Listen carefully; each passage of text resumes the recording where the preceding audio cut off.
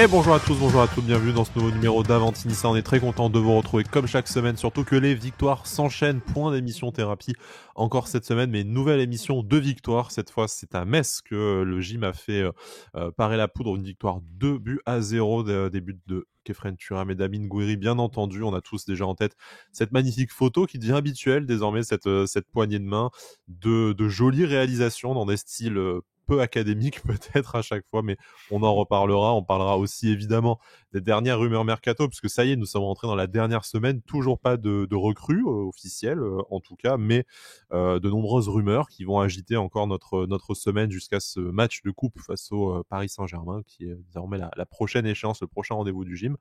Pour parler de tout ça pendant le temps qui nous est imparti, j'ai le plaisir d'accueillir Brice. Salut Brice, comment ça va ? Salut, écoute, ça va très bien.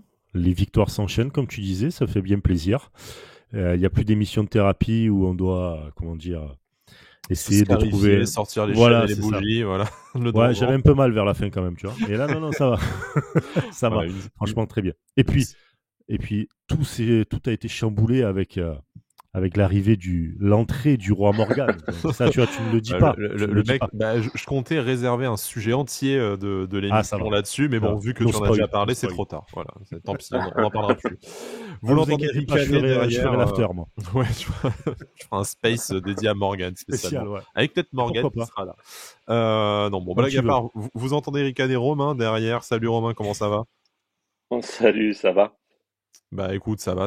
Est-ce que tu as des infos mercato à nous annoncer aujourd'hui pour ceux qui nous écouteraient uniquement pour tes petits bonbons ? Mais franchement, non. Ok, super. Bon, on vient de perdre 300, merci beaucoup d'avoir écouté l'émission. Non, j'ai peut-être un petit truc. Mais bon, okay. après, on terminera par ça. Voilà, on terminera par ça pour obliger les gens à rester de manière sournoise. Exactement. Les gens sournois. Il va nous annoncer Mbappé, un petit truc de rien, tranquille. Rien, vous inquiétez pas. Voilà. Bon, si vous le voulez bien, on va commencer par ce qui est officiel du côté du mercato OGC Nice. Pas grand chose, hein, je vous l'accorde, mais malgré tout quelques infos qui se sont confirmées par rapport à ce qu'on abordait lors des précédentes émissions. Ça nous a sûrement pas échappé si vous êtes présents sur les réseaux sociaux. La première, c'est une mauvaise nouvelle. Bon, on s'y attendait, on s'est un peu prêté au jeu de vouloir rêver pour l'été prochain, mais c'est officiel, Hugo Lloris prolonge son contrat de 2 saisons à Tottenham. Du coup, le gardien formé à l'OGC Nice, capitaine de l'équipe de France, restera vraisemblablement encore à Tottenham pour la suite de sa carrière. Point de retour rêvé de l'enfant prodige du pays, avec une qualification en Ligue des Champions fantasmée. Non, ça sera encore Tottenham pour lui et pour sa famille. Nous contenterons du coup de chercher un autre gardien, et ça fera partie de la suite de l'émission comme sujet, vous vous en doutez.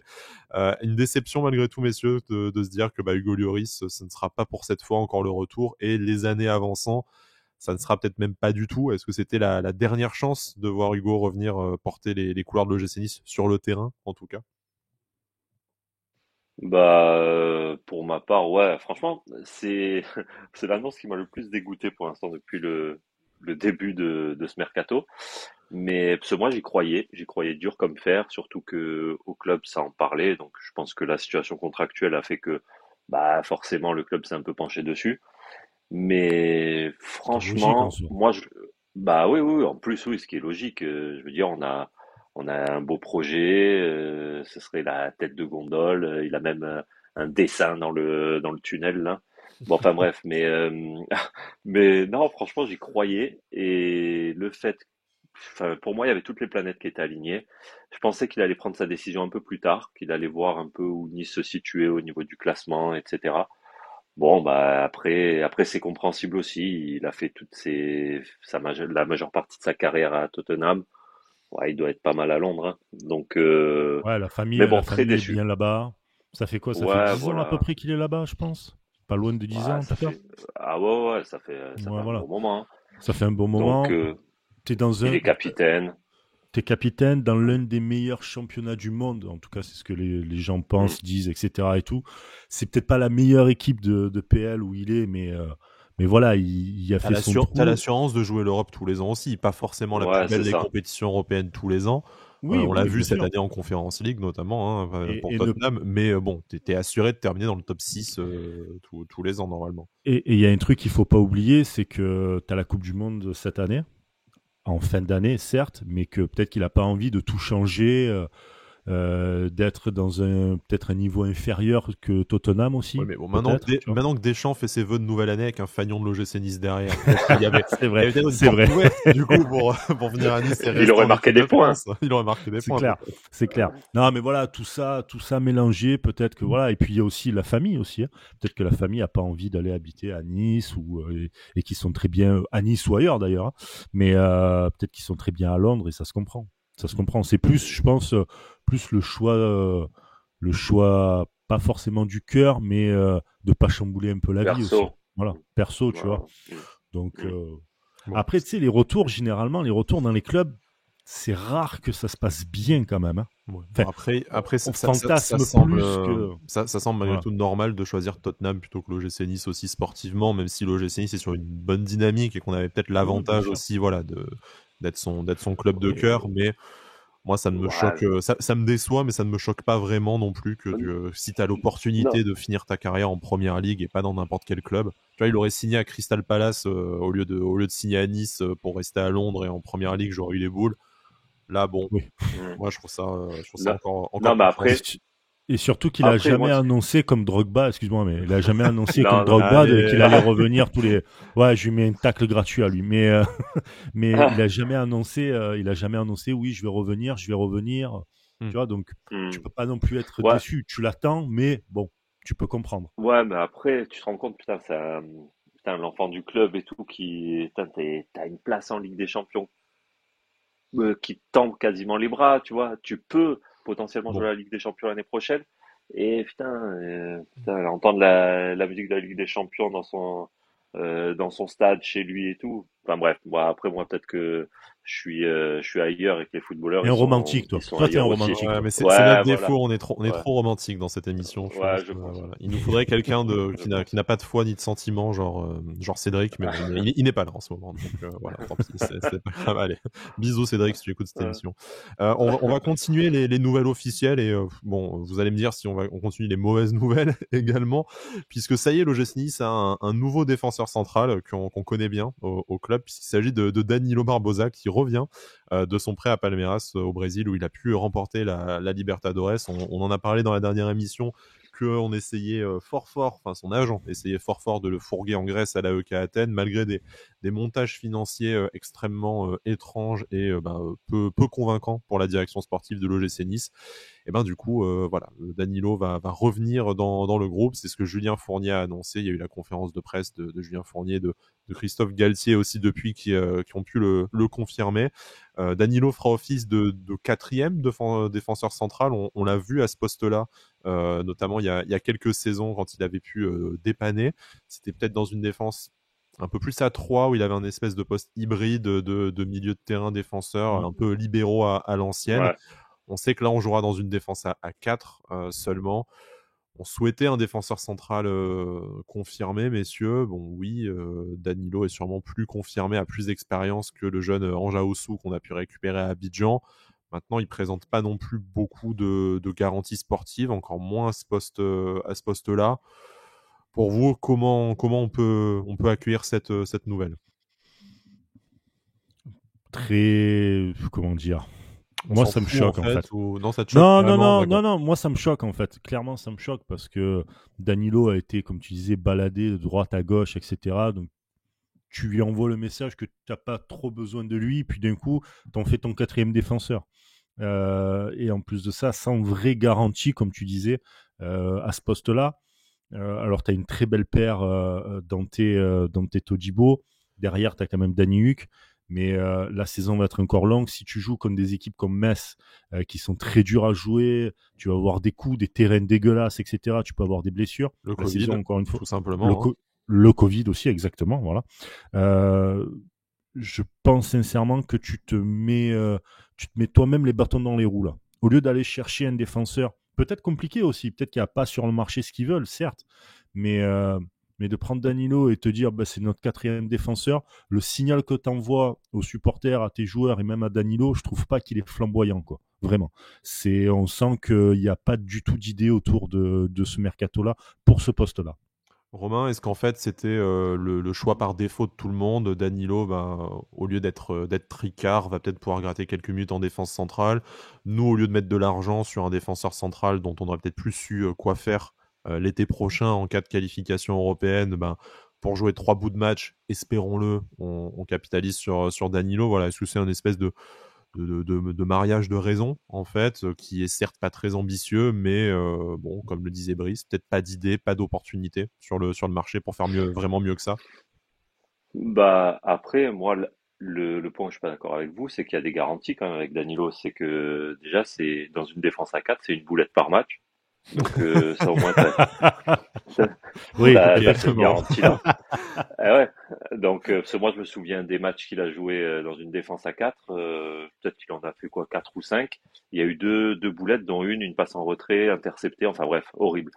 Donc, il était bien dans son rôle hybride, mais voilà. Mais dans une défense à 4, je le vois pas du tout. J'espère que ils n'ont pas fait de défenseur central parce que l'année prochaine, ils comptent jouer une Coupe d'Europe et ils comptent mettre un mec un peu plus un troisième défenseur central costaud, voilà, très costaud, qui rentre dans la rotation, qui peut pousser un peu au cul de Todibo, voilà. Et j'espère aussi qu'ils l'ont pas fait pour tout mettre sur un mec de côté Alors, juste au avant niveau de venir offensif. sur les mecs de côté, la dernière info officielle, c'est le prêt de Robson Bambou à Corinthians. Du coup, la petite nouvelle par rapport à la dernière fois, c'est que c'est un prêt avec option d'achat. C'est ce qui n'était pas forcément prévu à la base, en tout cas d'après la presse brésilienne. Là, il y a bien une option d'achat incluse. Ça a été confirmé dans le communiqué officiel de l'OGC Nice. Le montant de l'option d'achat, lui, n'a pas été communiqué. Bon, on sait que Danilo, lui également, avait été prêté avec option d'achat à Palmeiras, mais une option d'achat un peu élevée au final pour un club brésilien, parce qu'elle se montait aux alentours de 6 millions d'euros. On sait qu'on a payé Robson Bambou très cher, 8 millions d'euros. C'est une somme qu'on ne récupérera certainement pas sur un club brésilien.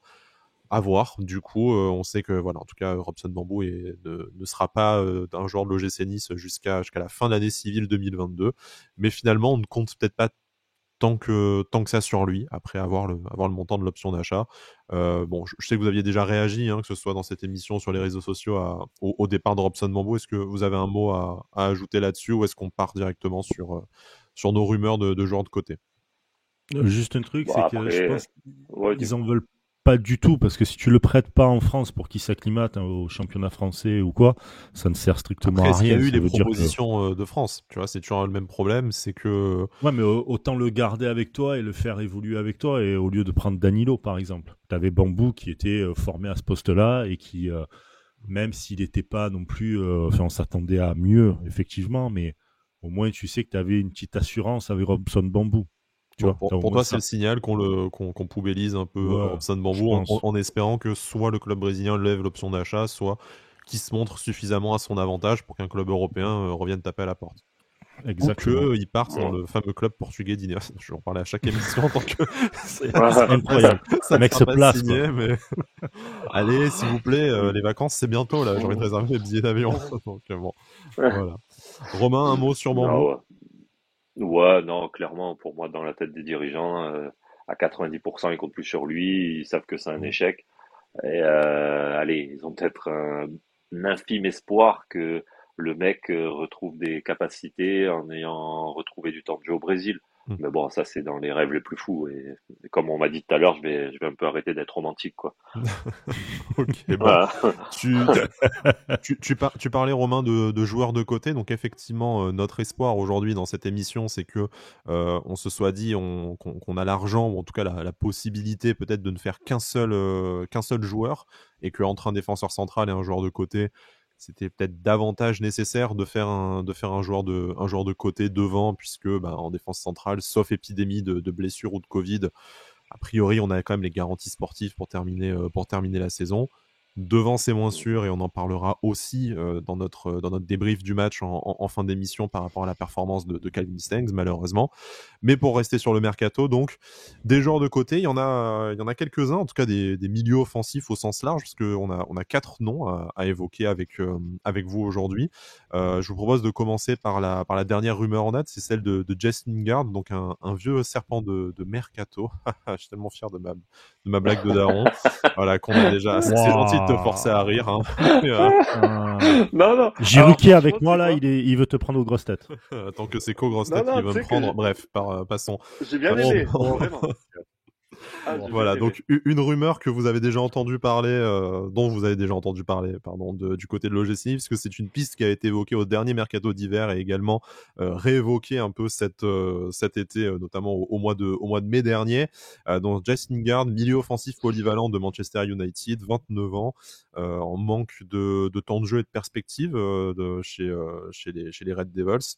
On sait qu'il est suivi par ailleurs par Newcastle, le nouveau riche récemment racheté par l'Arabie Saoudite, qui lui ferait une proposition pharaonique, tout simplement, un salaire estimé à 600 000 euros par semaine.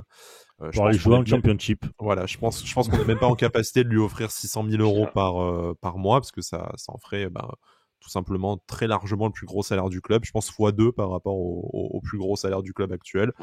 Bon, on va essayer un peu de dissocier les deux, parce que bien sûr, c'est pas notre argent, mais dans un premier temps, financièrement, est-ce que, quitte à exploser la masse salariale du club et à doubler le plus gros salaire actuel du club, est-ce que vous le mettriez sur Jess Lingard, tout simplement? Et dans un second temps, est-ce que, selon vous, c'est vraiment le profil qu'il faudrait aller chercher à l'OGC Nice pour finir la saison? Alors, je vais commencer. Parce que c'était juste en fait, la petite info que j'avais, c'était sur lui à la base. Bonbon, là, ouais, c'est un stop tout, quoi. C'est un truc que personne ne veut, mais. Non, même pas. C'est que oui, au club, ça parle de lui. Donc, autant dire que tout ce qui est marqué dans la presse, oui, c'est vrai que Nice est en contact avec lui. Maintenant, je pense que la concurrence de Newcastle, elle va être trop haute pour nous, clairement. Et parce il arrive à un certain âge où, ouais, le mec, il sait que ça peut être son dernier énorme gros contrat dans un des plus grands championnats, et il reste en Angleterre.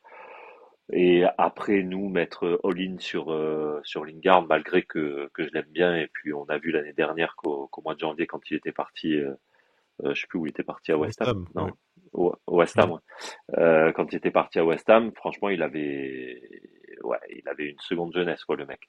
Donc il avait bien cartonné. Maintenant, mettre all-in, et puis d'après moi, tu commences à mettre un mec à, j'ai n'importe quoi, 500 000 dans le vestiaire. Les mecs comme Gouiri, Dolberg, les mecs qui montrent, qui sont présents actuellement au niveau du jeu, je pense que ça envoie un mauvais message à ce niveau-là, en tout cas. On rappelle en plus que c'est 500 000 livres sterling par semaine qu'on lui proposerait, en tout cas, du côté de Newcastle. Donc il faudrait déjà qu'il accepte. Tu peux faire par semaine les salaires. Voilà, faudrait déjà qu'il accepte de diviser par 4 par rapport à l'offre de Newcastle pour venir chez nous, et il serait quand même le plus gros salaire de l'OGC Nice, très, très largement, avec les impacts que ça risque d'avoir sur le vestiaire, comme tu dis très justement, Romain. Du coup, dans ces conditions-là, on a un peu du mal à y croire, Brice. Oui, déjà, oui, mais après, question juste pour revenir sur le vestiaire, etc. et tout. Le truc, c'est que même que ça soit Gouiri ou même Dolberg, qui a quand même une expérience sur la scène européenne, on parle quand même de Lingard, quand même, tu vois. Le mec, c'est un international anglais. Il a joué à Manchester, il est à Manchester United, un des plus gros clubs de PL. Il a quand même des sacrées stats et une sacrée réputation. Donc, c'est normal qu'il puisse arriver avec un salaire plus haut que même ceux qui se donnent à fond. Après, t'as aussi de la négo, tu vois. T'as des mecs au même niveau qui vont mieux négocier que d'autres. Et lui, en plus de ça, il est pris par Mino Raiola, là, récemment. Oui, il vient de changer d'agent, effectivement. Il vient de changer une bonne connaissance du club. Exactement. Après, pour Lingard, je suis vraiment partagé. Il est super dynamique, il est polyvalent, il peut jouer dans l'axe comme sur les côtés, donc c'est vraiment un très bon joueur. il a le bon âge aussi, 30 ans, tu vois, c'est pas un petit jeune que tu récupères, c'est un mec, voilà, encore une fois, qui a de l'expérience, international anglais, ça va faire, je pense, un peu de bien au vestiaire et même dans les matchs. Mais d'un autre côté, je me dis que les Anglais en Ligue 1, ça a très très peu fonctionné. De mémoire, franchement, j'en ai pas un dans le football actuel, on va dire, d'anglais qui est venu en Ligue 1 qui a vraiment cartonné. Donc c'est très compliqué. Par contre, ce serait une putain de vitrine pour Nice. C'est incroyable. Tu arrives à mener, comment dire, à récupérer un joueur que Newcastle, l'un des plus gros riches aujourd'hui, club de riches, veut. Tu arrives à le récupérer. Tu prends Lingard, donc encore une fois international anglais, etc. Franchement, ça serait une belle vitrine pour la France et surtout pour Nice. Mais je pense que il va falloir un peu infaisable peut-être là quand même financièrement. On sait que c'est Ouais, Foot Mercato qui a dur. évoqué une nouvelle fois cette piste-là en disant que le deal était complexe mais pas infaisable. Vu les dernières offres de Newcastle, si elles sont avérées, bien entendu, parce que bon, la joie du mercato, c'est aussi qu'on ne parle que sur des suppositions et des bruits de couloir. Mais faut bon, pas voilà. oublier que Newcastle, ils sont plus proches de partir en Championship que d'aller en Ligue des Champions ou même une petite Coupe d'Europe. Hein. Effectivement. Peut-être que Lingard aussi, même si c'est son dernier gros contrat, tu fais un dernier gros contrat en Championship, ouais, ça fait pas rêveur en tout cas, je pense. C'est sûr. Mais après, ouais, c'est un purée de joueur. Bon, à voir. On devrait de toute façon avoir la réponse très bientôt, puisque Newcastle attend rapidement une réponse et que de toute façon, il ne reste même plus qu'une semaine de mercato. Ça va rapidement arriver dans le Money Time, le Fournier Time, comme on aime bien l'appeler, du côté de l'OGC Nice.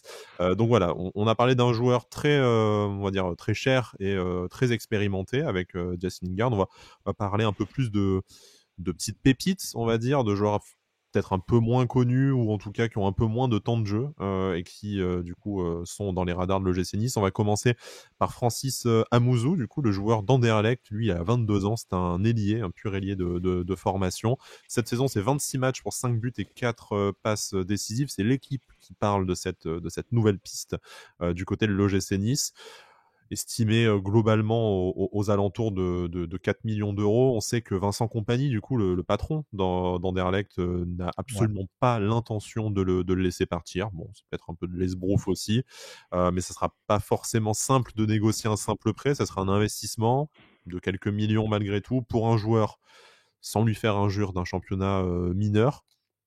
Est-ce que c'est de ce côté-là qu'on devrait aller cibler des joueurs qui ont l'habitude d'enchaîner les matchs, qui ne bouleverseront peut-être pas totalement la hiérarchie et qui pourraient rentrer dans la rotation si jamais l'été prochain tu fais venir un gros calibre à ce poste-là? Donc sans parler du joueur en lui-même, si jamais il vient signer à Nice, on fera forcément un podcast un peu plus détaillé sur lui, mais je pense qu'en attendant, on le connaît pas plus, enfin, pour pas dire qu'on a appris son existence avec cette rumeur. Est-ce que par contre, c'est le profil que vous préféreriez? Brice, je te laisse. On n'est pas obligé d'en parler, hein.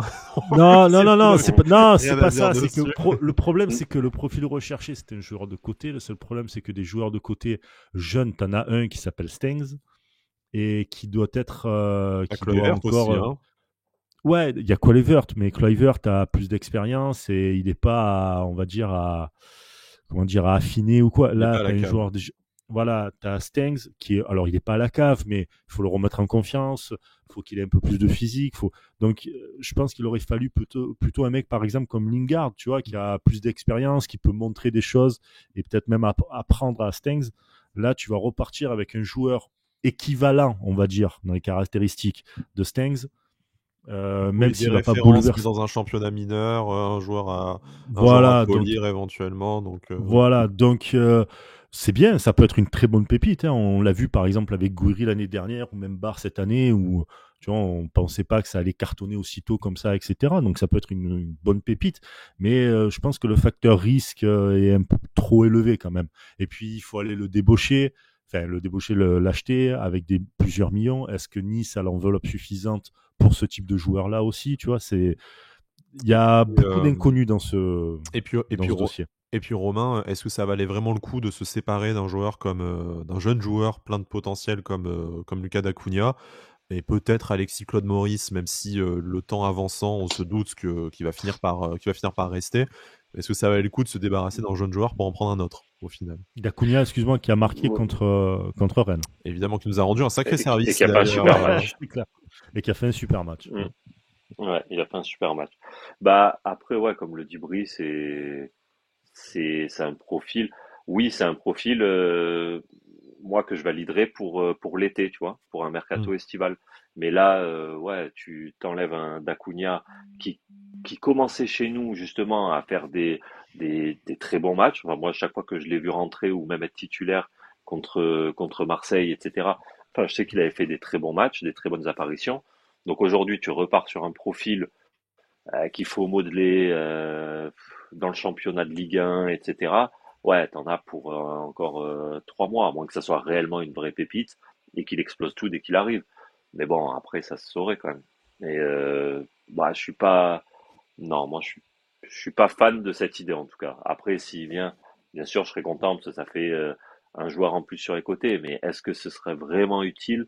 Moi, en tout cas, je serais tenté de le comparer à un Srarfi de la belle époque, quoi. Ouais, bon, c'est peut-être un peu vache, il a d'autres références que Non, non, mais bien Bassam sûr. Srarfi, bon voilà, c'est Non, mais ce que je veux dire, c'est que après, au final, ça t'amène pas réellement une plus-value oui. pour maintenir ta troisième place, quoi. Enfin, Mm. le podium. Mm. Donc moi, ce que j'attends, c'est réellement un mec qui t'amène une plus-value, une réelle plus-value, quoi, ou dans la rotation, ou en termes de 11 de départ, enfin de titulaire, mais je veux un mec qui t'amène cette plus-value, quoi. Et lui, je suis pas sûr qu'il te l'amène réellement. Une autre piste évoquée, encore un jeune joueur, mais peut-être d'un profil un peu différent, c'est Bryan Gil, l'ailier espagnol de Tottenham. Il n'a que 20 ans. Il avait un peu éclaboussé la Liga de sa classe en passant par Séville, Leganés et Eibar en prêt avant d'être transféré pour une somme assez conséquente, plus de 20 millions d'euros de mémoire à Tottenham. Depuis, c'est assez compliqué. Il se contente vraiment de bouts de match sur lesquels il a du mal à peser. Là, on est un peu plus dans le profil joueur en manque de temps de jeu dans un grand club qu'on pourrait essayer de se faire prêter, éventuellement avec option d'achat, même si on se doute que celle-ci serait très élevée. Est-ce que ça, par exemple, bien sûr, c'est un nouveau jeune joueur, on avait Lucas Dacunia, on a Alexis Claude Maurice comme jeune joueur, mais là, d'un calibre supposément plus élevé, en tout cas, il y a de vraies références en Liga pour ce joueur qu'on pourrait un peu tenter de relancer. Ça ressemble vraiment beaucoup à une idée de l'OGC Nice. Hein. On voit bien l'ADN Fournier là-dedans. Est-ce que pour vous, voilà, ça serait envisageable sportivement et vous verriez un intérêt à tenter de dire, ben, si jamais il revient à son plus haut niveau, il va nous aider à décrocher cette place en Ligue des Champions. Et si place en Ligue des Champions il y a, tu as l'attractivité et l'argent peut-être nécessaire pour le garder derrière. Romain, je te rends l'appareil. Merci, c'est gentil. Battez-vous, je peux faire l'émission tout seul, si vous n'avez pas envie. Non, mais non. Non, c'est pour pas qu'on se marche dessus. T'inquiète. Mais oui, voilà. Non, alors lui, tu vois, par contre, c'est un profil, moi, qui me plairait plus d'un point de vue perso. Et en plus, comme tu dis, c'est un profil qui ressemble au Fournier Time, tu sais. Donc, le 31, t'arrives le 31, aucune rumeur, et puis boum, lui, il tombe. Mais et en plus, oui, lui, il a déjà quelques références dans des championnats majeurs. Il s'entraîne quand même avec des mecs à Tottenham, Il quoi. s'entraîne Donc avec c'est Lloris, quoi. ouais, oui, il s'entraîne avec la plus grande pépite Niçoise. de la Côte d'Azur, quoi. Et donc non, oui, c'est plus un profil qui pourrait t'amener cette plus-value. Et bah ouais, avec quelques références, un potentiel bah voilà, à faire. Et puis comme tu dis, si on arrive à décrocher cette place de Ligue des Champions, pourquoi pas lever l'option d'achat s'il y a option d'achat. Donc pour moi, voilà, c'est demain tu me dis on recrute un mec comme ça, là je te dis oui. Exactement pareil que Romain. Je pense que c'est une bonne pépite qui a déjà prouvé en plus de ça dans des clubs et même en Europe. Donc il n'y a pas de doute là-dessus. À Nice, il faudrait un peu s'acclimater encore une fois au championnat, qui est un championnat quand même assez physique. Faut pas l'oublier quand même. Mais très bon techniquement, très bon, bien meilleur que Stengs, je trouve pour le coup là.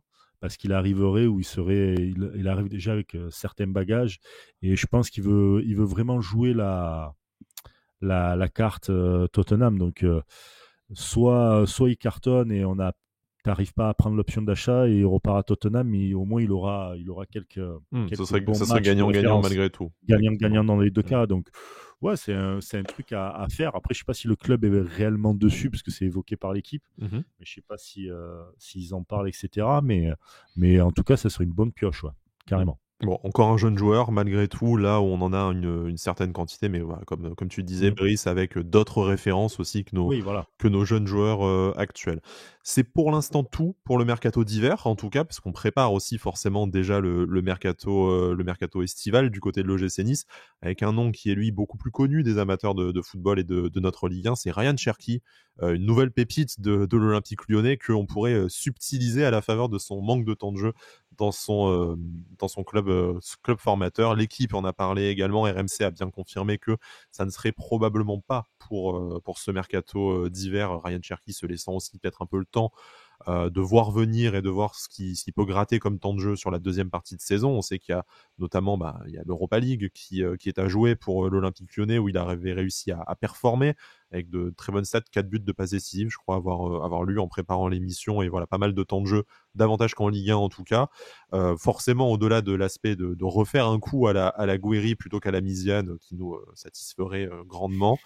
Est-ce que c'est vraiment pour vous le profil de joueur à aller chercher l'été prochain si l'OGC Nice se qualifie pour une Coupe d'Europe? Est-ce que Ryan Cherki, qui pour l'instant est un joueur offensif assez polyvalent, qui a peut-être un peu de mal à se fixer sur un poste en particulier, somme toute normal à son âge et par rapport à son temps de jeu, est-ce que c'est une bonne idée d'aller mettre cette fois un billet qui sera sûrement plus élevé que les 6-7 millions d'Amin Gouiri sur un joueur voilà, encore plus jeune?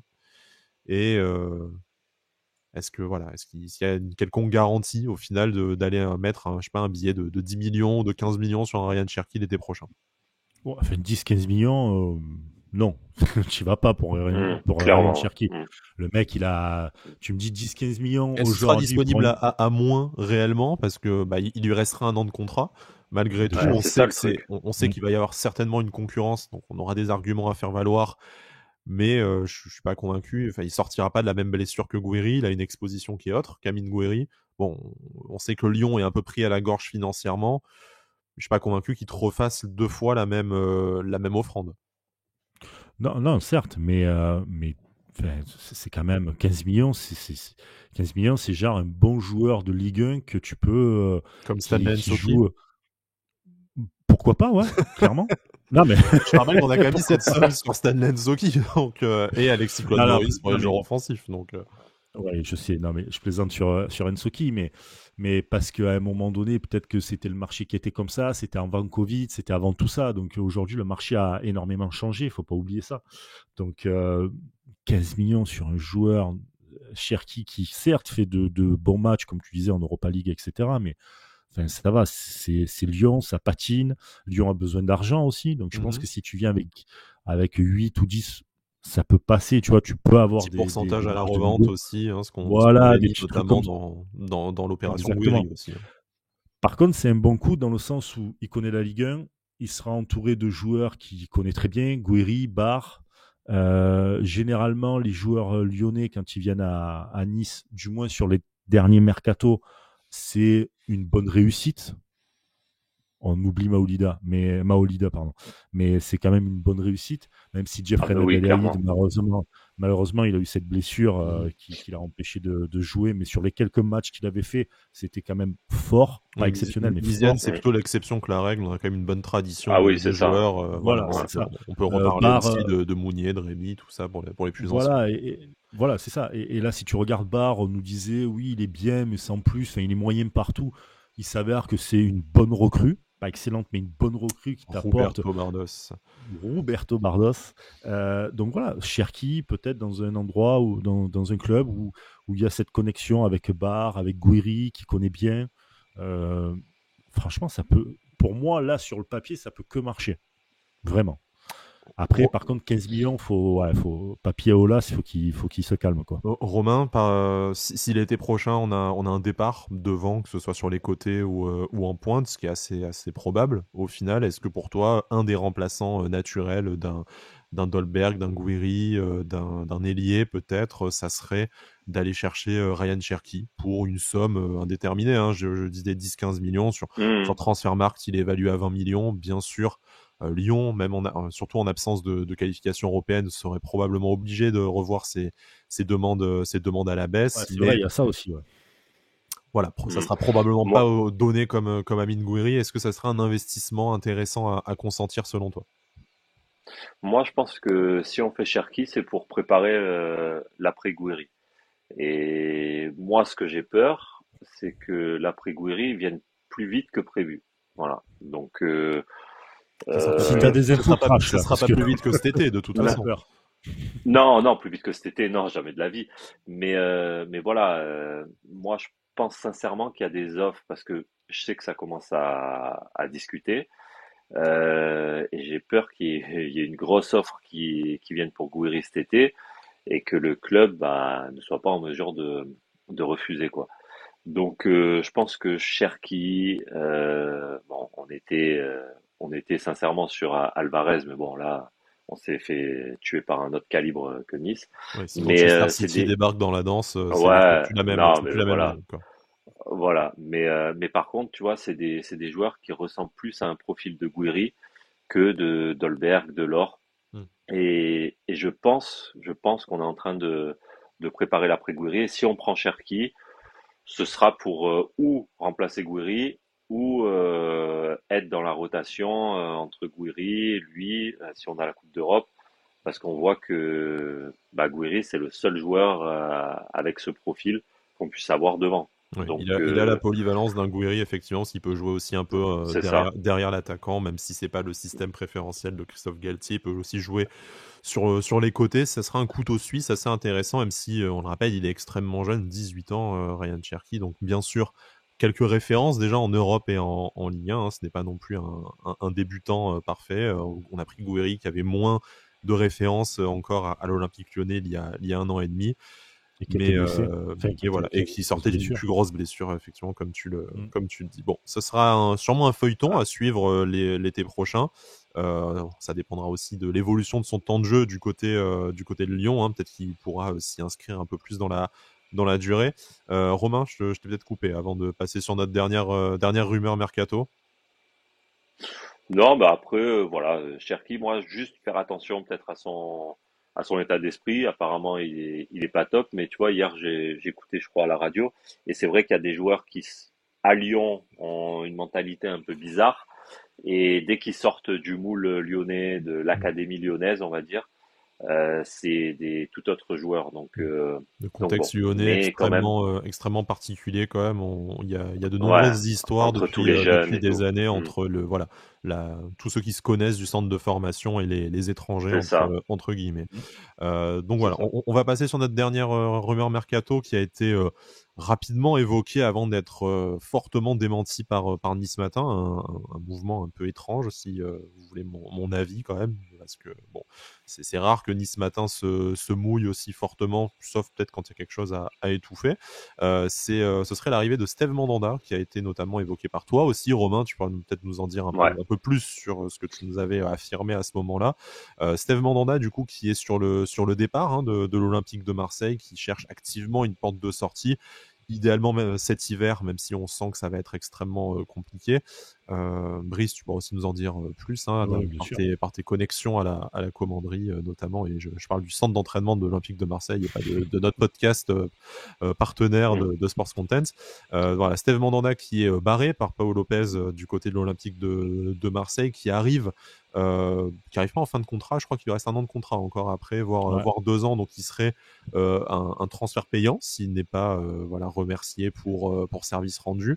On en parlait pour cet hiver, on voit difficilement ce qui viendrait foutre à l'OGC Nice avec déjà 2 gardiens, Walter Benitez et Marcin Bulka sous contrat. Par contre, pour l'été prochain, avec Marcin Bulka qui ne serait peut-être pas conservé, en tout cas l'incertitude demeure, et Walter Benitez qui est toujours candidat au départ et à autre chose, on pourrait voir dans un rôle de numéro 1 bis, peut-être le gardien très expérimenté de l'Olympique de Marseille et de l'équipe de France arriver à Nice. Ça a été démenti par Nice Matin, ça avait été quand même plutôt affirmé par d'autres médias et notamment Foot Mercato, par nos amis Cédric Rocancourt et par Romain sur les réseaux sociaux. Qu'est-ce que vous pouvez nous dire de plus, messieurs, avec vos informations sur cette piste-là? Est-ce que c'est véridique? Est-ce que c'est bidon, comme disait Nice Matin? Est-ce que la vérité est un peu entre les deux? La vérité est ailleurs. Vous le faites super bien. Le talent, qu'est-ce que tu veux? On a les moyens avant de finir ça. Bah ça. Non, la rumeur Mandanda, elle est totalement fondée. C'est certain qu'il y a eu des négociations. L'agent, donc le fils Courbis, était au club, donc c'était pas juste pour dire bonjour à Juju. Ils en ont parlé. Après, le rétropédalage, à savoir si peut-être qu'ils se sont pas entendus sur certaines choses, etc. Ça, je sais pas, mais en tout cas, ce qui est sûr, c'est qu'il y a eu des discussions. Donc moi d'ailleurs quand j'ai su qu'il y avait des discussions, je savais pas trop où on allait le mettre pour le mercato d'hiver. Donc c'est pour ça que j'ai trop rien annoncé sur Twitter hormis les petits sabliers. Mais en tout cas des discussions il y a eu. Maintenant peut-être que après ce que j'avais dit aussi sur Twitter c'est que Dehon il connaît très bien Mandanda et l'entraîneur des gardiens de l'OGC Nice, Nicolas. Voilà. Ouais, et sur Dehon, Mandanda à l'époque à Marseille avait fait mais tout son possible pour que ça soit Dehon qui vienne. Et justement, quand Dehon est parti, c'est à ce moment-là que Mandanda a commencé à dire vas-y, je vais faire mes bagages, je vais me casser aussi. Donc il y a vraiment une connexion. Même pas au courant de ça. Ouais. Il y a une connexion entre quand même ces deux. Avec Didier Digard aussi, du coup, qui se connaissent tous les deux formés au Havre. Donc, il y a également Didier Digard dans le staff de l'OGC Nice qui pousserait pour une arrivée de Steve Mandanda. Mandanda, il faut savoir un truc, c'est qu'il veut partir, mais il veut rester dans la région. Donc, en fait, les clubs sont très limités. Et son agent a proposé à Monaco et à Nice. À Monaco, ils ont refusé. Nice, il y a eu, comme disait Romain, des débuts de négociation. On ne sait pas où c'est allé, mais en tout cas, il y a quand même eu quelque chose, quoi. Plus que de la prise de contact et d'informations. Ouais, c'est ça. Moi, c'est ce qu'on m'a dit. Et après qu'il y a un démenti, donc de Nice Matin, c'est comme tu disais, Sky, c'est un peu bizarre qu'il se mouille autant. Et juste après, pendant la conférence de presse de Amavi, Fournier qui dit oui, je le connais, mais bon, je le connais comme ça. Enfin bref, il sort la même chanson que. C'était pas une bonne idée, même il a dit du coup à l'OGC Nice, effectivement. Ouais. Ce qui en soi est pas faux. C'est pas une bonne idée maintenant.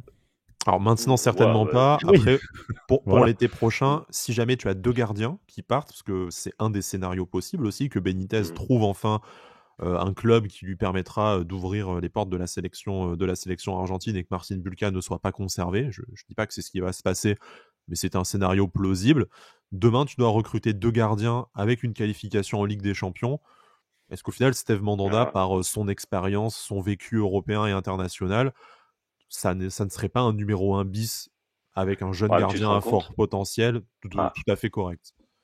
Attends, tu te rends compte, tu vas commencer. Donc, imaginons demain, tu es en Ligue des Champions, tu vas être avec un gardien qui a joué 3 matchs l'année d'avant, qui est pas. Parce qu'il y a un été aussi qui va se passer. Donc, il va prendre 32 kilos, il va revenir, ça va être une barrique. Enfin. Alors pour le coup, à l'OM, on a souvent eu des joueurs comme ça. Mandanda n'en fait pas partie. Il est quand même sérieux là-dessus. Bon, enfin, il y a 2-3 ans, il était revenu, il était énorme. Bon, après, pour d'autres raisons évidentes, on n'a évidemment pas envie d'avoir Steve Mandanda à l'OGC Nice. Commençons par là. Je sens qu'il y a des auditeurs qui sont en train de se scarifier à nous écouter, voire même qui sont déjà partis. Mais bon, on vous rassure. Pour toutes les raisons du monde que vous devinez, on n'a pas envie de voir Steve Mandanda porter les couleurs de l'OGC Nice. Maintenant, pour le débat, on se pose la question, est-ce que ça sera un profil, tu vois? On allait chercher Lloris, rien à voir, bien entendu, parce que Lloris est bien meilleur que Steve Mandanda, n'est-ce pas? Mais voilà, on allait chercher ce gardien expérimenté. On se rate sur notre cible A. Pourquoi Steve Mandanda serait pas la cible B? Puisque de toute façon, c'est l'éternelle doublure du Lloris, justement. Ah, je croyais que tu voulais, quand tu disais plan B, je croyais numéro 2. Déjà, il veut être titulaire, point.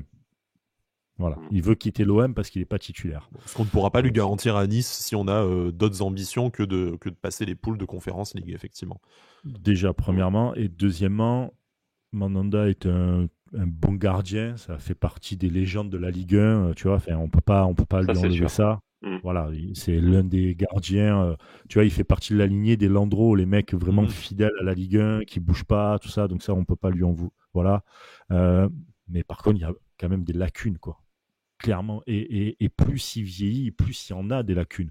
Manque de concentration, de plus en plus de manque de concentration. Déjà l'année dernière, putain, c'était poussif. Hein. Wow. Les pénaltys, je crois que la dernière fois qu'il a arrêté un pénalty, je crois que les dinosaures étaient encore sur Terre et vivants, hein, tu vois, pas des fossiles. Donc voilà, il est bon dans les airs. Il est bon dans les airs, ça, il n'y a pas de souci. Mais pour la Ligue 1, je pense que ça va être très limite, réellement.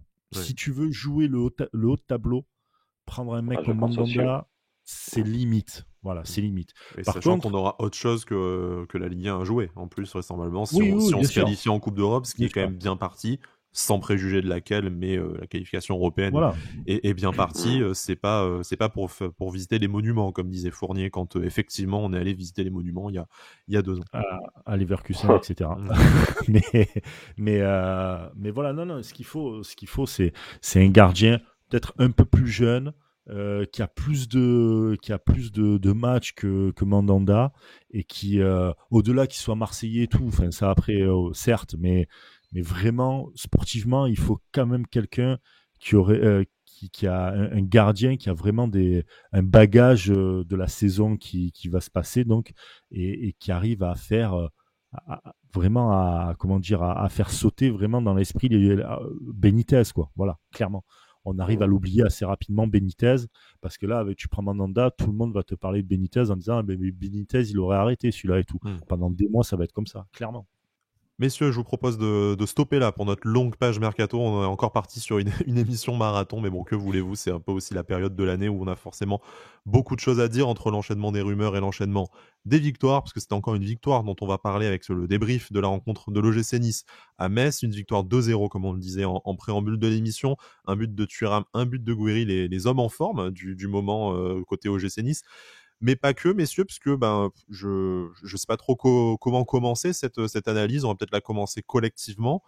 J'ai envie de vous dire, en tout cas, c'est mon avis personnel qui n'engage que moi et avec lequel vous ne serez peut-être pas d'accord, mais pour moi, on a quand même assisté à ce qui était une des meilleures prestations collectivement de l'OGC Nice. Bien sûr, tout n'a pas été parfait, mais je trouve que c'est un des matchs où on a été le plus solide, le plus longtemps, en fait, à part les 5-10 premières minutes où Metz a joué son va-tout.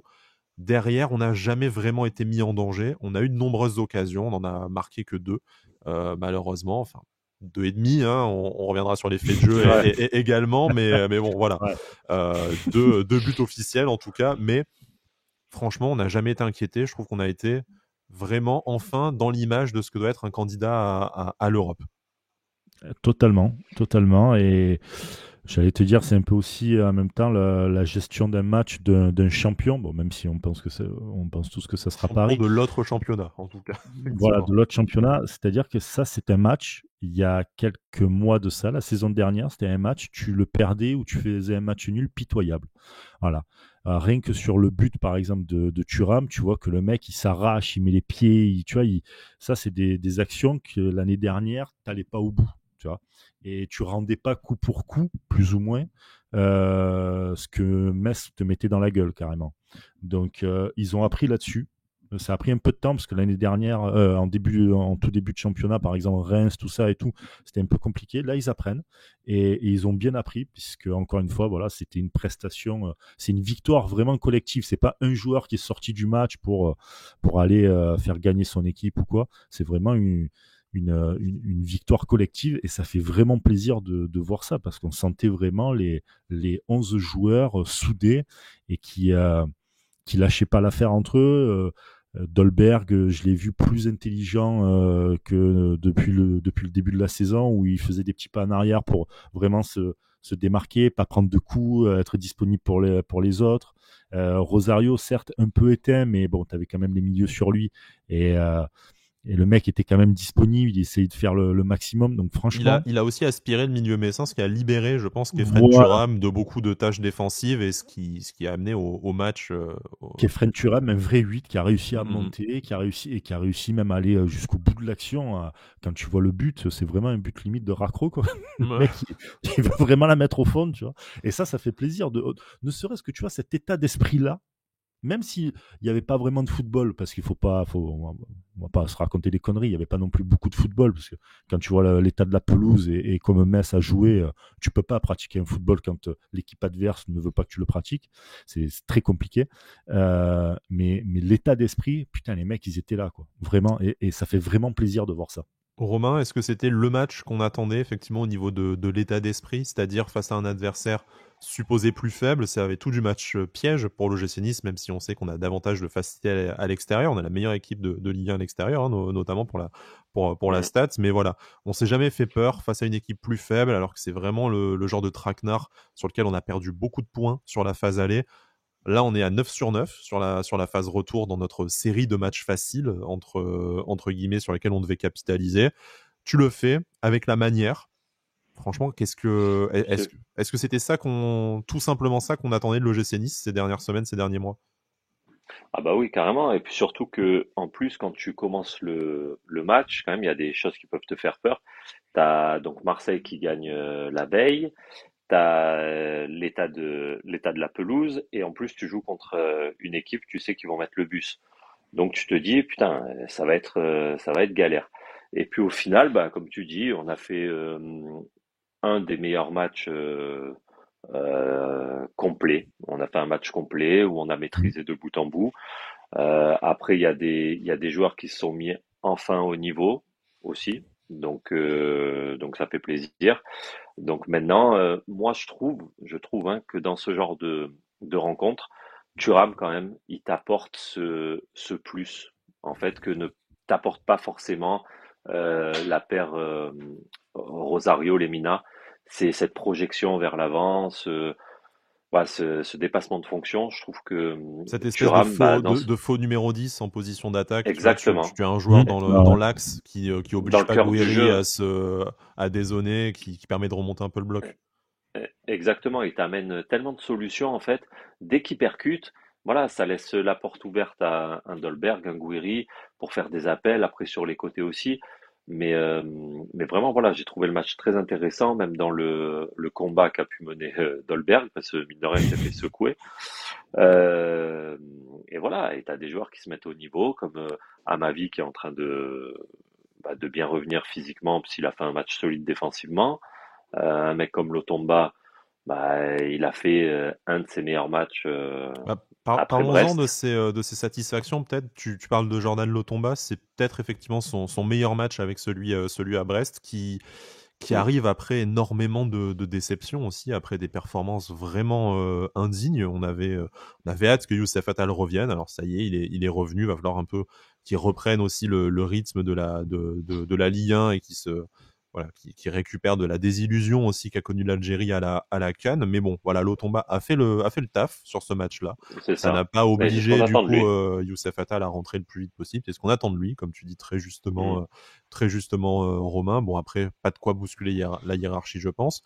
À ma vie, peut-être un peu plus niveau hiérarchie bousculée. On sait que Melvin Barr, voilà, contracté le Covid, va devoir revenir. Il a enchaîné aussi beaucoup de matchs, ce qu'il n'a pas Ouais. l'habitude de faire vu que c'est un jeune joueur qu'on allait chercher dans la rotation à l'Olympique Lyonnais. Donc, c'est bien de pouvoir compter sur une solution alternative à Melvin Barr, plus convaincante que Hassan Kamara. Je sais pas, Brice, toi qui connais forcément aussi bien que nous, mais pour d'autres raisons, Jordan Amavi.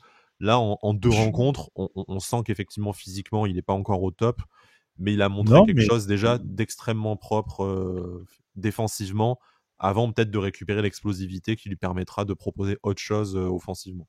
Mais exactement, c'est-à-dire que l'état d'esprit, au-delà du côté physique, etc. et tout, tu as quand même l'état d'esprit. Et l'état d'esprit, il est vraiment là. Tu sentais le mec volontaire dans l'effort et tout. Physiquement, il a été un peu vers la fin, tu sentais qu'il n'y avait plus trop de carburant. Mais je suis vraiment agréablement surpris pour un joueur qui n'a pas beaucoup joué depuis la saison dernière, finalement aussi, hein, qui a vraiment pas beaucoup joué. Il revient vraiment en forme avec l'envie vraiment de tout éclater. Donc, c'est que du positif pour l'OGC Nice. Et quand j'entends certains collègues marseillais dire qu'on a renforcé, quand on voit les matchs, là, les 2 derniers matchs, on a renforcé un concurrent, ben, franchement, ouais, Marseille a renforcé un concurrent. Parce que côté gauche, il n'y a rien à dire là-dessus. Soit Barre, soit Amavi. Franchement, c'est carré et c'est une satisfaction pour l'OGC Nice de continuer avec une assise défensive aussi forte. Vraiment. Et surtout, si côté droit, du coup, on règle nos derniers problèmes avec Lotomba et Attal, on a vraiment une défense qui est, Exactement. qui est largement au niveau pour aller chercher les places européennes dont on est pour l'instant pleinement, en tout cas, en position pour cette qualification européenne de fin de saison. Sachant que Lotomba, on voit ce qu'il peut faire finalement, tu vois. C'est-à-dire qu'avant, on se posait plus ou moins la question. Il n'y avait pas vraiment de gros matchs de Lotomba. C'était des petites parties de matchs. Là, il a fait vraiment un gros match sur son côté droit et on sait qu'il en est capable. Donc après, voilà, comme tu dis, il faut juste régler ça. Mais ton assise défensive, tu as Benitez qui est bon, la charnière centrale, rien à redire. Très certainement l'une des meilleures de France actuellement, vraiment. Et il y a beaucoup qui parlent de Saliba, tout ça et tout. Todibo et Dante, c'est monstrueux. T'as les côtés gauche, c'est quasi réglé. Faut juste que Barre revienne, voilà. Et côté droit, faut juste trouver la petite clé qui fait que Jordan Lotomba fera d'autres matchs comme ça. Mais c'est extraordinaire la 6 défensive qu'a Nice aujourd'hui. Je suis d'accord. Côté défensif, pas grand chose à redire. On pourrait une nouvelle fois louer et laver Jean-Claire Todibo et Dante. Bon, faisons-le, parce qu'il le mérite, hein, forcément. Mais bon, rien de nouveau gratuit, ni de surprenant. Voilà, non, c'est le moment plaisir, le moment gourmand de l'émission. Voilà, c'est de dire, bon, bah, encore un super match de la charnière centrale. Si on n'a jamais été non plus spécialement inquiété, c'est aussi grâce à eux et grâce à leur performance, que ce soit sportif, que ce soit aussi mental dans le duel. On a vu quand même Todibo aussi souvent répondre un peu au duel physique et au jeu psychologique que les Messins ont tenté d'imposer sans succès. Voilà, je sais pas quoi dire de plus sur notre charnière qui nous donne entière satisfaction depuis le début de la saison. Encore un super match. Un clean sheet, ça faisait longtemps aussi. C'est peut-être ça qu'il faut souligner, c'est qu'enfin on a réussi à gagner un match sans trembler, sans prendre de but à la con. Voilà, là tu as été propre d'un bout à l'autre. Ouais, et puis la sérénité qui dégage les deux, c'est quand même incroyable. Hein. Après, je sais qu'on les lave tous les week-ends, mais tant là, que c'est mérité, sur un terrain comme ça, ouais, mais totalement. Après, voilà, on le dira jamais assez, mais Dante à ce niveau-là, il peut que bonifier le mec qu'il a à côté de lui. Et en plus, Todibo qui a l'air de s'entendre à merveille avec Dante. Je pense que, voilà quoi. Là, jusqu'à la fin de la saison, si ça bouge pas, s'il n'y a pas de blessure, je pense qu'on peut voyager tranquille. Une autre bonne performance à souligner, c'est forcément celle d'Amine Gouiri. Alors, bonne performance, oui et non. Je pense qu'on a été nombreux à râler. Non, mais on a été nombreux à être dubitatifs, si tu préfères, sur sa première période où au final il fait beaucoup de mauvais choix entre les occasions non converties et les coéquipiers un peu oubliés. On attendait mieux de sa deuxième période, et forcément deuxième période, c'est une passe décisive sur ce coup franc pour Khéphren Thuram et ce but sur penalty. Bon, cette Panenka plus ou moins réussie mais qui rentre au final, c'est l'essentiel. Donc en fait, on se rend compte que Amine Gouiri, même dans un match où il est en deçà, même dans un match où il est peut-être un peu trop personnel ou un peu moins lucide, un peu moins en réussite, sur deux micro fausses occasions, il arrive à stater et être deux fois décisif. Donc ça confirme vraiment son statut d'intouchable, ou même dans un jour où il est dans le dur, ou en tout cas ce n'est pas le Amine Gouiri qu'on aime voir. Sur deux occasions, sur une demi-heure un peu plus fast, il te change la phase d'un match. Bah après, tu sais, c'est ce qu'il disait Galtier en fait. Bon, on n'a pas le joueur international parce qu'il n'est pas encore international, mais c'est ce joueur qui arrive dans ce genre de match à te débloquer la situation en fait. Et donc Galtier disait, voilà, contre les petites équipes, il faut ce joueur qui arrive à te faire la passe ou à te être là au bon moment pour marquer ton but.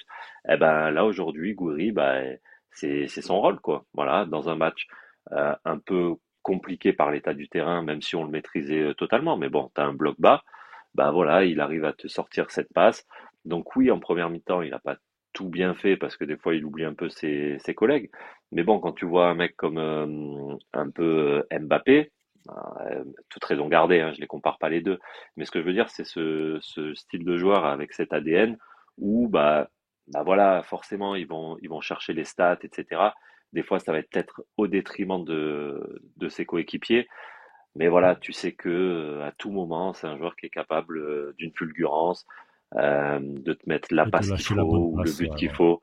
Ouais, voilà, Exact. donc tu peux pas lui en vouloir sur un match. Oui, tu peux râler, oui, tu peux dire tout ce que tu veux, Pas mais voilà, question de t'es lui pas en à vouloir, l'abri c'est juste que que sa première non, période, non, malheureusement, je sais, elle n'est pas satisfaisante et forcément, si tu restes là-dessus, non, bien t'as des sûr, regrets parce que tu risques enfin de t'exposer à un contre Messin. Après, effectivement, sur deux actions de grande classe, bah, c'est lui et pas un autre qui te fait gagner le match, de toute façon, même si ouais, bah, collectivement, quasiment tout le monde, et on terminera notre débrief du match là-dessus, quasiment tout le monde a été largement au niveau de l'événement. Oui, ils ont non, tous non, été au c'est sûr niveau de là. l'événement. Mais Hmm. je rejoins Romain, tu as besoin d'un joueur comme ça et tu peux lui laisser cette liberté un peu de. C'est le facteur X, du coup. C'est celui C'est le qui te fait facteur gagner le X. match. Et du coup, Voilà. tu passes un peu tout ce qu'il peut mal faire. Parce qu'il peut pas Et tout très bien faire de souvent, toute façon. voilà, quand tu regardes les mecs comme ça veut dire qu'ils sont en confiance. C'est très bon Ouais. pour l'équipe.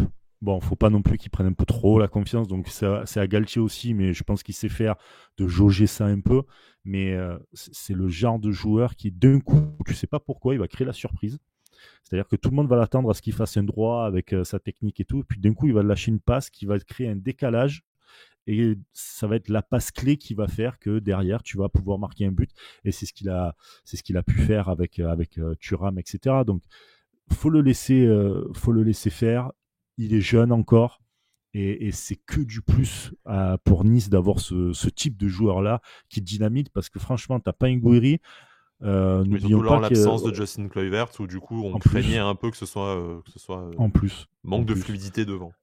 Voilà, et c'est surtout que si t'as pas Kluivert, tu vois pas beaucoup de football dans ce match-là, réellement. Tu vois pas de belles actions, parce que sans déconner, le match était quand même un peu poussif, même si Nice a bien géré. Et il en faut des matchs comme ça aussi.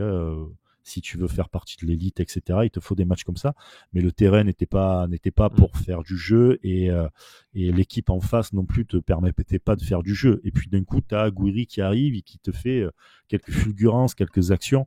Profitons, sans déconner, profitons de ça. Il marquera pas tout le temps, on s'énervera contre lui parce qu'il fera des fois de la merde, Mm. parce que le match sera pas gagné et tout, mais c'est un kiff d'avoir un joueur comme ça, Mais ce vraiment. sera probablement le meilleur joueur de la saison de toute façon. Donc faisons confiance à Gouiri. Faisons aussi confiance Oui, à Galtier qui avait été capable oui, la gestion de Galtier. de le piquer du coup à Ah oui. l'automne en le mettant Hmm. sur le banc Mm. après ses pénaltys manqués. D'ailleurs, Romain, pour terminer sur le sujet Gouiri, tu sors de deux pénaltys manqués. Là, tu as l'opportunité, du coup, à la faveur des différents changements et des personnes présentes, enfin, tes coéquipiers présents sur le terrain, de retirer un penalty. Tu lâches une Panenka comme ça sans pression. C'est quand même aussi signe de vraiment une confiance retrouvée, peut-être une certaine insouciance aussi, mais voilà. Ouais, il en C'est à faut, hein. souligner quand même. Il choisit pas de le tirer C'est, n'importe comment. Il t'assure pas son ouais, mais penalty.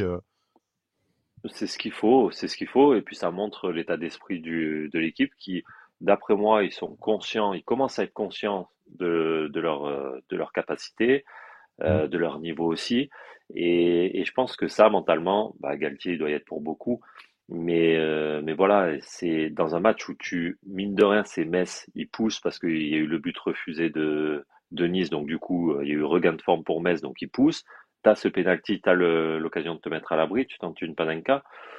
Ouais, ça montre quand même l'état d'esprit qui peut y avoir dans ce groupe, même si je pense que Galtier, il a pas dû l'engueuler, hein, parce que bon, Parce voilà. qu'il a marqué, Mais heureusement. ouais, ouais, mais quand même, il a dû lui faire une petite réflexion. Ce qui est Mais bon, normal, hein, après, voilà, c'est normal. bah oui. Mais après, voilà, c'est bien de voir ça, parce que ça montre la confiance et l'état d'esprit que peut dégager le groupe, et je trouve que c'est de bon augure. Avant de parler de ce penalty et des décisions arbitrales plus l'entrée de urgentes, Morgan. l'entrée de Morgan. Bon, si tu veux, terminons juste individuellement sur peut-être celui qui n'a pas été au niveau et celui qu'on attendait beaucoup, c'est Calvin Stengs qui, à la faveur des parler de Morgan.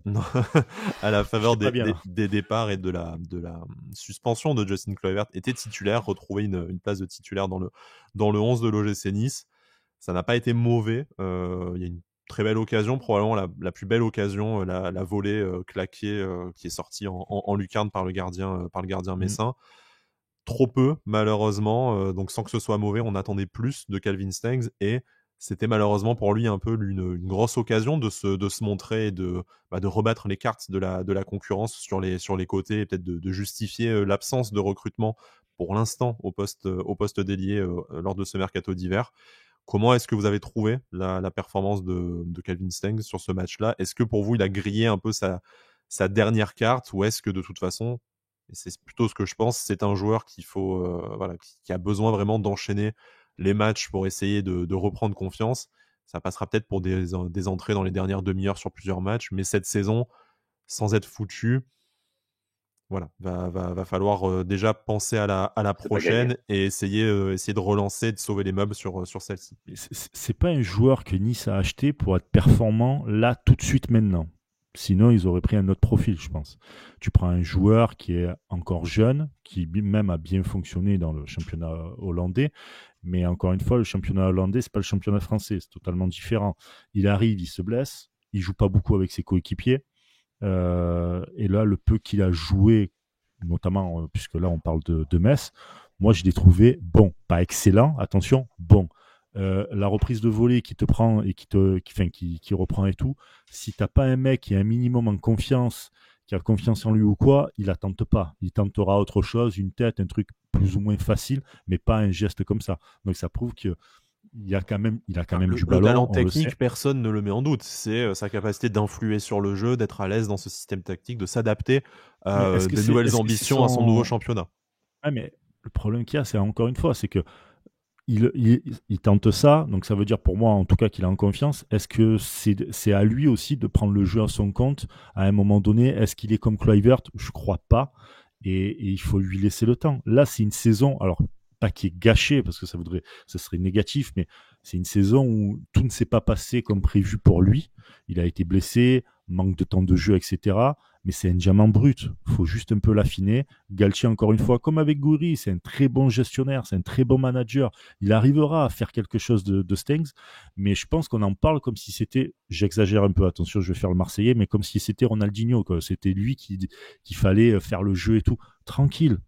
L'année prochaine, il aura 2 fois plus de temps de jeu parce qu'il y aura très certainement, et je l'espère, une belle Coupe d'Europe à jouer, l'Europa League ou la Ligue des Champions. Si possible, la Ligue des Champions, ça serait génial, tu vois, pour le club, mais il y aura des trucs à faire. Il y aura des trucs à faire pour lui. Donc voilà. Là, il faut qu'il se reprenne tout doucement, tranquillement. La confiance. Déjà, encore une fois, tenter ce genre de geste, ça veut dire que tu reviens, tu as confiance en toi, en tes muscles, etc. Tout ce que tu veux. Donc voilà, tranquillement. Il n'y a pas de carte à jouer. Il fait partie de l'effectif. Il n'est pas foutu à la porte comme les bambous. Donc voilà, tranquillement. Tout simplement. Ouais, je suis d'accord. Bon, après, c'est vrai que moi, j'en attendais plus. Je vais pas, voilà. Mais après, quand tu vois, par exemple, un mec comme Boadu, là, enfin, je sais pas comment ça se dit, mais à Monaco, lui Le aussi, flop, hein. il est dans le mal. Hein. Et ouais. Ah, il est sévèrement dans le mal. Et là, bon, après, Stengs, bon, il a plus été titulaire depuis un moment. Il arrive sur un champ de patates, alors que lui, sa qualité première, c'est balle au pied, les passes, et puis bon, la technique sur les petits espaces. Bon, là, il n'a pas été gâté. Mais ouais, comme dit Brice, ouais, moi, je crois en lui. Maintenant, faut lui laisser, je pense, un petit peu le temps. C'est ça. Voilà, cette adaptation. Il est jeune et les qualités, il les a parce qu'il a même été sélectionné en équipe des Pays-Bas. Donc au bout d'un moment, les qualités, il les a, quoi. Mais voilà, il faut la confiance. C'est le temps. Je pense que oui, le salut il passera par des rentrées. Et puis, bah voilà, dès qu'il va commencer à faire une passe ou même une passe clé, tu vois. Mais ouais, bien tu vois, sûr, bien sûr. une bonne rentrée en jeu avec en étant décisif, je pense que déjà, voilà, mentalement, il va monter comme ça progressivement. Mais je pense que ouais, ça peut être qu'un plus pour l'année prochaine. C'est totalement un plus, parce qu'encore une fois, comme je le dis, tu l'as pas recruté comme Lemina, comme tu as pu recruter Todibo ou comme tu as pu Ouais, c'est ça. recruter Dolberg, des mecs où tu attends tout de suite parce qu'il y a un bagage, parce qu'il y a une expérience, parce que c'est des mecs qui au-delà du prix, mais tu les achètes pour ça. Tu vois. Je pense pas que Stengs a été acheté pour être décisif tout de suite, ce qui n'est pas le cas de Kluivert. Tu vois, par exemple, de l'autre côté, tu as Kluivert, c'est un peu la saison ou jamais pour lui. Tu vois, il a été Ah un bah, échec dans pas mal de clubs où il est passé quand même, il faut le hum, dire. hum, Là, Nice, il se régale, et tant mieux d'ailleurs, pourvu que ça dure. Euh, mais lui, par contre, ouais, tu hum, l'as acheté parce que, et même lui-même, tout seul, il se met cette pression, cet objectif-là d'être performant, parce que sinon, ben, retour à la case départ, la Roma, où tu as Mourinho qui te veut pas. Et la Roma, quand tu regardes un peu comme ça, enfin, pas comme ça joue, mais les résultats, c'est catastrophique. Donc Non, voilà, là, non, Stengs, il n'a pas de pression. Il n'a pas de mais bien pression, sûr, ce non, mec. non, mais c'est certain. Et puis en plus, bon, l'équipe, on voit que bon, ça tourne bien, mais et donc lui, même mentalement, il est avec Mm. des mecs comme Kluivert, comme Dolberg, enfin voilà, et Rosario, voilà, ils ont Oui, leur petit groupe. Donc je pense que déjà mentalement, ça doit vachement l'aider. pour la Et qualité de vie, le et cadre de vie, ouais, carrément. mais bien sûr. Et puis Mm. après, on voit que voilà, ils sont quand même, ils ont l'air épanouis parce que par rapport aux infos qu'on a. Bah voilà, les deux, Kluivert, Stengs et même Dolberg, se quittent rarement. Ils sont tout le temps ensemble. Donc non, il y a un épanouissement. Maintenant, il faut juste attendre l'épanouissement sur le terrain, mais j'en doute pas. Tu vois que ce mec, il a des qualités. Et moi, je suis un fervent supporter de Stengs. Bon, maintenant, l'année prochaine, s'il nous refait des matchs comme ça, je te dirai pas la même chose, mais pour Oui, mais c'est l'instant, normal. Voilà, il faut laisser le temps. bon, Il faut laisser le temps. Et puis, encore une fois, le championnat de France, tu le vois par rapport à Metz, tu as des équipes où c'est méga costaud. Et Stengs, il n'est pas taillé pour aller épaule contre épaule, quoi. Tu vois, enfin, c'est pas non, c'est pas son jeu, c'est clair. c'est pas, voilà.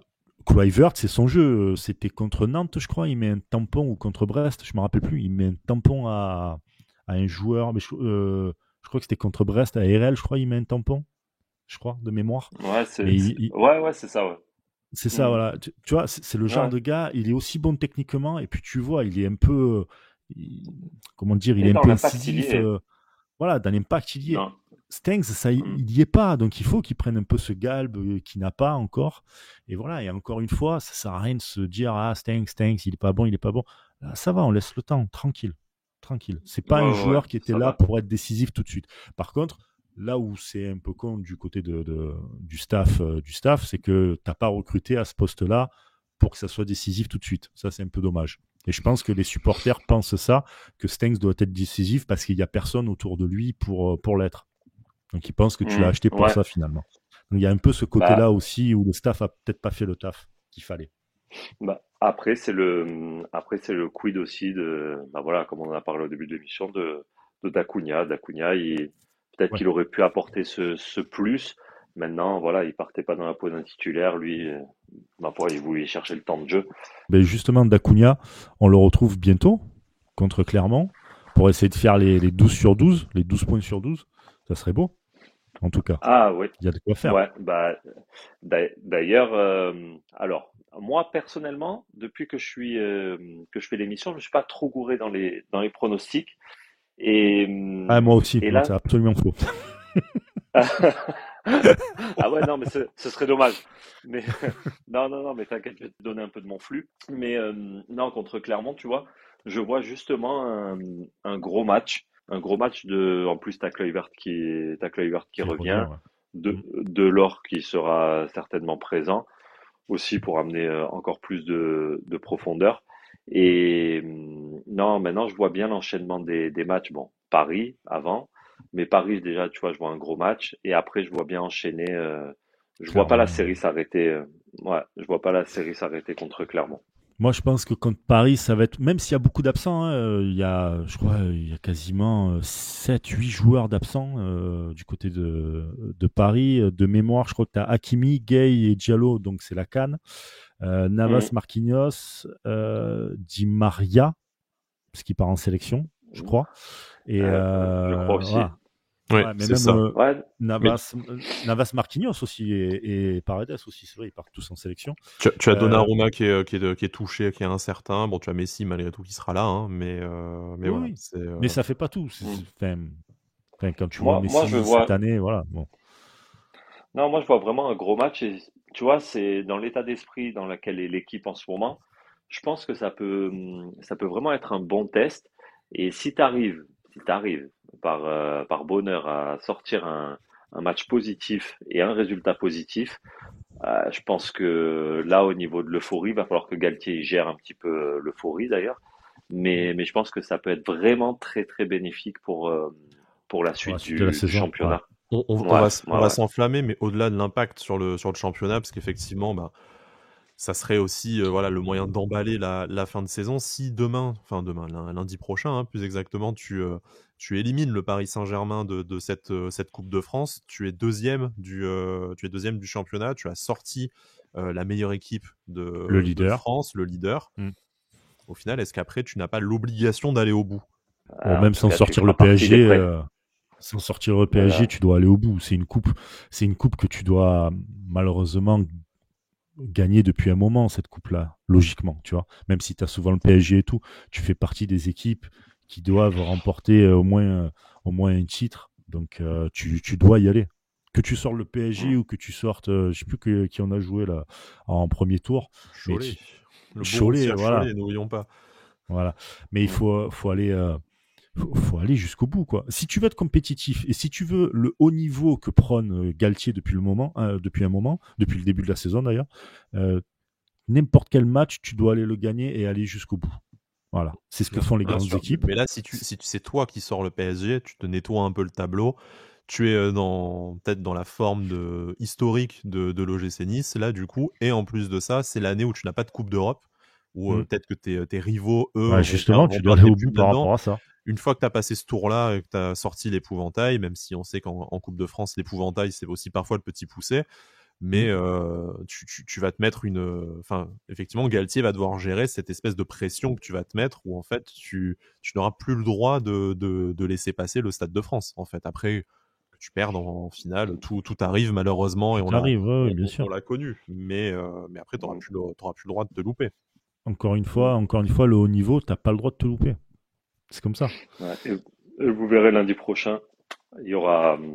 En tout cas, moi, je suis certain que ça va faire un gros match. C'est par rapport à Paris, même si bon, ils sont dans le dur depuis le début de la saison, etc. Mais ça reste quand même un calibre maxi européen dans les quatre meilleures équipes européennes, etc. Mais Nice avec le l'expérience et puis l'euphorie qu'ils ont actuellement, je pense que ça peut faire quelque chose de pas mal. Messieurs, je crois qu'on a fait un peu le tour de l'actualité de la semaine, extrêmement chargée encore avec cette nouvelle émission, petite heure et quart, petite 1h20.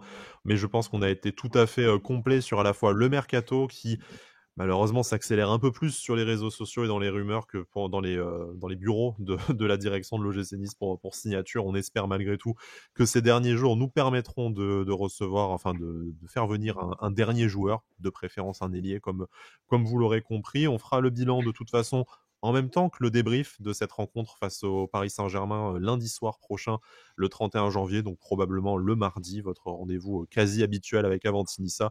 On enregistrera ça au dernier moment. On se retrouvera aussi sur les réseaux sociaux et notamment sur Twitter pour nos spaces d'avant-match et de mi-temps. On fera forcément quelque chose d'un peu spécial pour cette occurrence spéciale face au Paris Saint-Germain en Coupe de France une nouvelle fois. Et puis, voilà, on suivra la fin de ce mercato avec impatience. En attendant, n'hésitez pas à vous abonner à la chaîne YouTube Sports Content sur laquelle on publie tous nos nouveaux épisodes, mais aussi aux plateformes audio de votre choix, que ce soit Apple Podcast, Spotify, Deezer et compagnie.